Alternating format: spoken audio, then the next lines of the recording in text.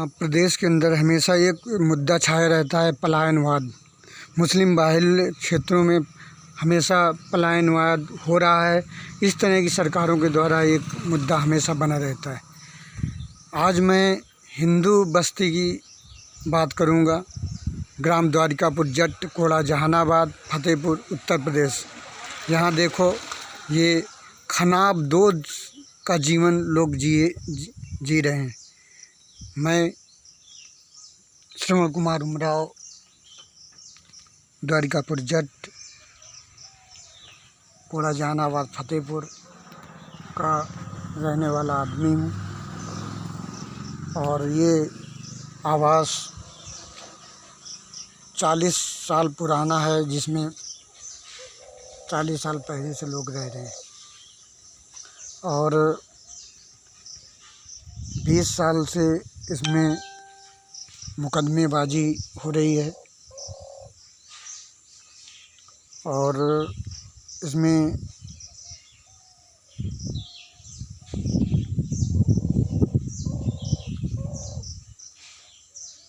एक कब्जे का एक मुकदमा लड़ा गया, जिसमें कब्जे के मुकदमे में जीत हुई पक्ष को।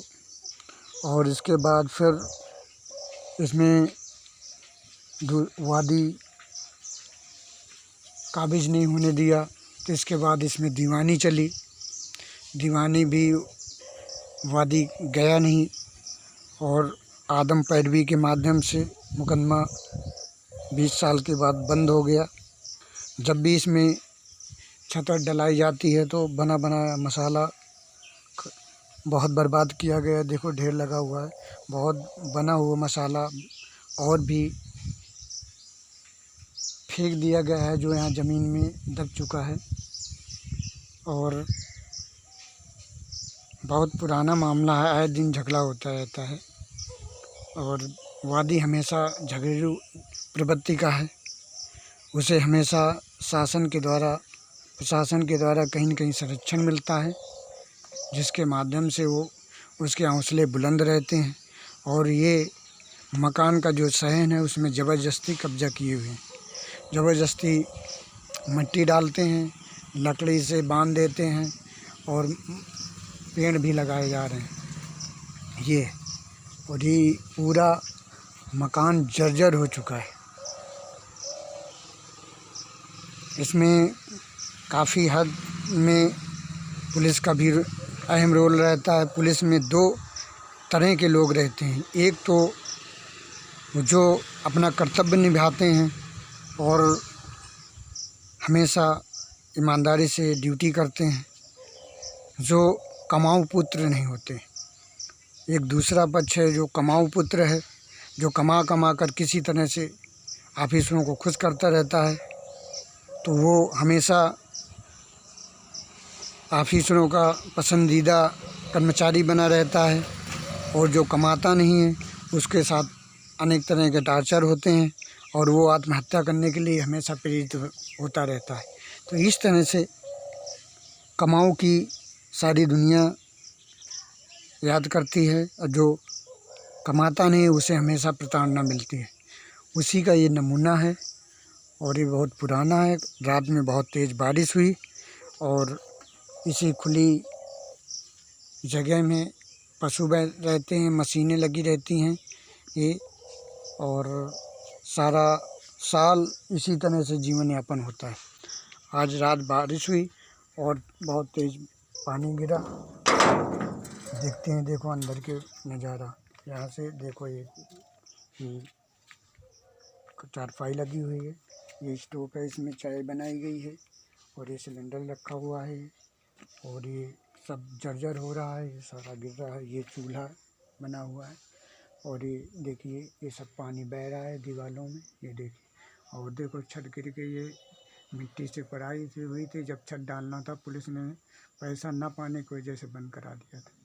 अब इसमें छत जब गिर गई तो टीन डाली गई, तो टीन भी सड़ गई है। इसलिए सड़ गई है कि यहाँ पौधे बहुत सारे हैं, और वो पौधों का फल और पत्ते गिरते रहते हैं, वो जो जमा होता रहता है तो सड़ जाती है। ये देखिए सारा। पानी यहीं गिरता रहता है, भर गया पूरा। देखिए ये सामने हमारा सहन है, यहाँ देखो कैसे लकड़ी बांध के रखी ये सारी। देखिए ये देखो टीन गिर गई है, ये इस तरह का सब व्यवस्था है। ये हमेशा एक ही प्रश्न उठता है कि क्या इसी तरह से शासन चलता रहेगा, इसी तरह से लोग परेशान होंगे। हमने इस पर तमाम सारी कंप्लेनें की, कई बार मंत्रियों भाजपा का मुख्यालय में जो जन सुनवाई केंद्र है उसमें हमने शिकायतें की। वो डीएम के माध्यम से, एसओ के माध्यम से आई, लेकिन उसका कार्य कुछ नहीं हुआ। और मंत्री जी को भी दिया था, पुलिस आई, दोनों पक्ष को बंद कर दिया। बस उनके पास ही रहता है कि दोनों पक्ष को बंद कर दो, शांति भंग के हिसाब से चलता रहता है। एक ही नियम है उनके पास, ये शांति भंग कर रहे थे तो झगड़ा कर रहे थे तो वो चालान कर देती। पैसा पा जाएंगे तो चालान नहीं होगा, पैसा नहीं पाएंगे तो चालान कर देंगे, इस तरह का है। तो ये कब तक जुल्म एक गरीब इंसान ढोता रहेगा? इसी तरह के सरकारों से आशा की जा सकती है। जब हमारे जैसे लोग, इतनी बार हमने कंप्लेनें की, इतनी दौड़ लगाई, मुख्यमंत्री को भी दिया और मंत्रियों के जन सुनवाई केंद्रों में दिया, डीएम के यहाँ कई बार की, थाने में न जाने कितनी सारी दिया। इसके बाद लोग कहें कि रजिस्ट्री करो तो न जाने कितनी रजिस्ट्री किया। तो इसमें हमने कब्ज़ा का जो हमने मुकदमा लड़ा उसमें जीत हमारी हुई, दीवानी लड़ा उसमें भी हम लड़ते रहे और हमारे पक्ष, जब वो पक्ष नहीं गया तो हमें ही प्रूफ दिया गया। इसके बावजूद कौन सा ऐसा ऑफिसर है, कौन से ऐसे लोग हैं जो देश में, प्रदेश के अंदर इस तरह का रवैया अपनाए हैं, और कौन दो ऑफिसर दोषी है? यदि कोई ऑफिसर दोषी है तो उसे घर क्यों नहीं बैठाला जाता, उसे जेल की सलाखों के नीचे क्यों नहीं डाला जाता? बस यही होता रहता है कि पलायनवाद हो रहा है। जब इसके बाद जब कोई गंभीर समस्याएं आती हैं तो पुलिस की गाड़ियाँ दौड़ती हैं, ऑफिसरों की गाड़ियाँ दौड़ती हैं केवल पब्लिक को दिखाने के लिए, और फिर कहते हैं कि सरकार कहती है आतंकवादी पैदा हो गए। आतंकवादी कैसे पैदा होते हैं? ऑफिसर लोग ही तो आतंकवादी पैदा कर रहे हैं। यदि ये सही समय पे हर इंसान को न्याय मिलता रहे तो आतंकवादी क्यों पैदा हो?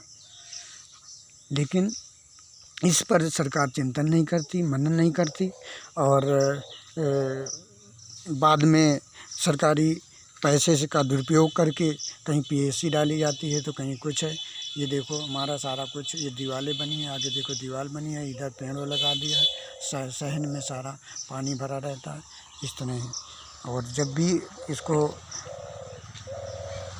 सहन से निकलने की कोशिश की जाती है, वादी हमेशा मारकूट करता है और जान से मारने की धमकी भी देता है और जान से मारने के प्रयास करता है, लेकिन हम लोग बच निकलते हैं।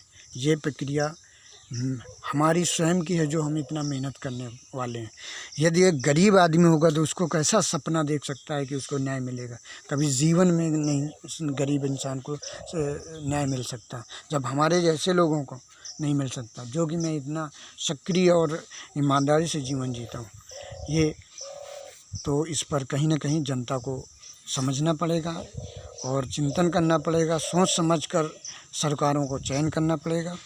और ये बड़ा दुर्भाग्यपूर्ण है कि इतना पुराना मैटर है और ये आज तक ऑफिसर और समाज सेवक इस पर कोई प्रतिक्रिया नहीं किया, न न्याय देने की कोशिश की है।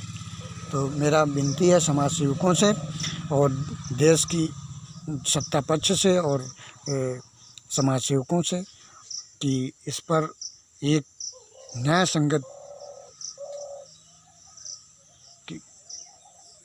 क्रियान्वयन किया जाए, जिससे इसका न्याय हो सके और दूध का दूध, पानी का पानी हो सके। ये है। जय हिंद।